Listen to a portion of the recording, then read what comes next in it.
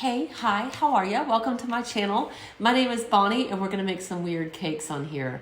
So stick around because today it's a flamingo. If you want to know how to make a flamingo cake, you have come to the right place. All right, let's get right to it, shall we? The most important part is the structure of a cake. So I've got a really sturdy baseboard here with a washer and a threaded rod that's going to run up to where the cake actually sits. This board at the top is thin and smaller than I need it to be. Size-wise, I'll place a cake board on top of it that's a little bit bigger than that, and it gives me room for error when I'm carving.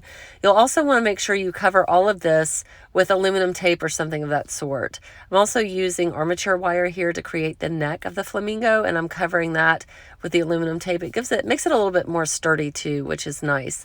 You'll see I have a template. I always print out a template at the exact size, and I will reference that a million times over between now and when I finish the cake. So, all right, I'm applying aluminum and aluminum tape beneath. You can use Rice Krispie treats. Don't come after me about using aluminum. I've made 15 years worth of sculpted cakes at this point. Nobody's going to eat the Rice Krispie treats beneath it. All you get is bragging rights for saying it's completely edible.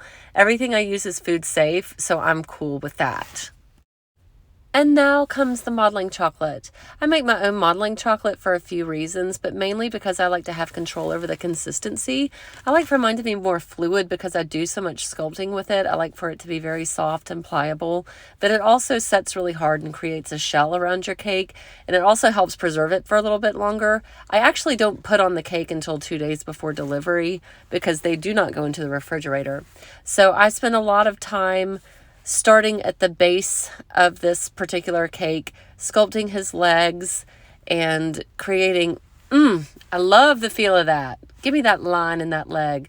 I love his little knees or whatever you want to call them. I spent a lot of time on this because I was obsessed with it slightly. I love researching what I'm working on. I made a deer head cake once and it hung on a wall. I had to drive it like 3.5, 4 hours away. It was kind of a nightmare, but it was so cool when I was done with it. I can't remember where I was going with this story. I remember. Taxidermy. The stuff that I research for cakes is insane. I spent a lot of time researching taxidermy for that deer cake, and it came in handy. I actually bought the mannequin that they use, so I was able to set it up next to me and kind of reference it. Anyway, details. It's super, super important. I'm going over to the bent leg now, and I did use armature wire here for the lower half below his knee, and you'll see in just a second because I think I move his leg around. So that's another great thing I love about modeling chocolate is it's just pliable. You can move stuff when you're done, and it's still cool. So look at his little foot. I've got to give him some claws here in a minute, though. Yeah, see, so I'm moving it around. It's awesome. I also use a steamer, you'll see. Huge fan of a steamer. Some people use hot air guns. I don't like those. They don't jive with me. I think it's just me. I'm weird. You'll figure that out the more you watch my videos. This is my first one, by the way. So stick around because hopefully these will get better over time. I suck at technology. I'm good at being creative, though. All right, so I'm adding more modeling chocolate to his body, to the base of his body. And I do like to do this maybe a day or two before I actually put the cake on so it's nice and solid. But I use this steamer to kind of warm up the modeling chocolate so that I can add in all of those details of the feather. The tool that I'm using is just something I got at Michael's or a craft store and literally could sculpt an entire cake with that one tool if I had to. I can't live without it. So it creates feathers. It can create anything you want. You can kind of see it here a little bit better. There are two ends to it. Highly recommend if you're into cake sculpting or sculpting in general. You just can do everything you need to with this little tool. It's amazing. So I'm blending two colors together. I'll also like to make a variety of colors and mix them as I'm working on the cake instead of I do not like working with just one color. Blending, creating texture, and you'll see that I add powder dust to it at the end. I sometimes airbrush it, like as many textures as I can get on it.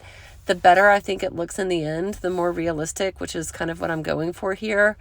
So again, his head is made out of the foil too. I need it to be light.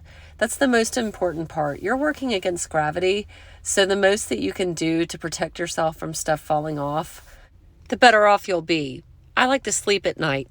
I'm going to show you towards the end of this what prevented me from sleeping the night before this delivery. It was wild. Finally, it is time for cake. So the bottom side of this flamingo is already set up, which means it's nice and solid, and I can go ahead and sculpt on it. I did put some parchment paper beneath it just to protect what I had already there. And I don't know why after so many years, this part still scares me. You think I would be over it at this point, but I'm not. So this is Kahlua Caramel Crunch Cake. I always cover my cakes with ganache, and I use a ratio that makes it a little bit stiffer. And then I do like a base coat of the modeling chocolate, and then I sculpt on top of it. I just add little pieces at a time, and at the end it makes it more cohesive working this way instead of trying to do it in one go, if that makes sense. Plus, on a flamingo, there are multiple layers of feathers.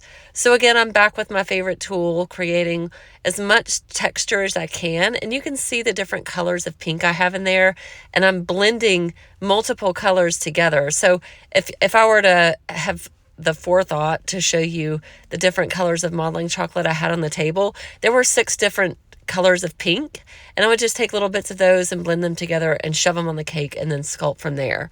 So for his feathers, his tail feathers, I used an impression mat or petal press. I don't know what the technical name is because I don't make sugar flowers, but they're little sugar flower molds, and I pressed it into that and manipulated it with my hands and tore some of them, and then I'm attaching it again with a steamer.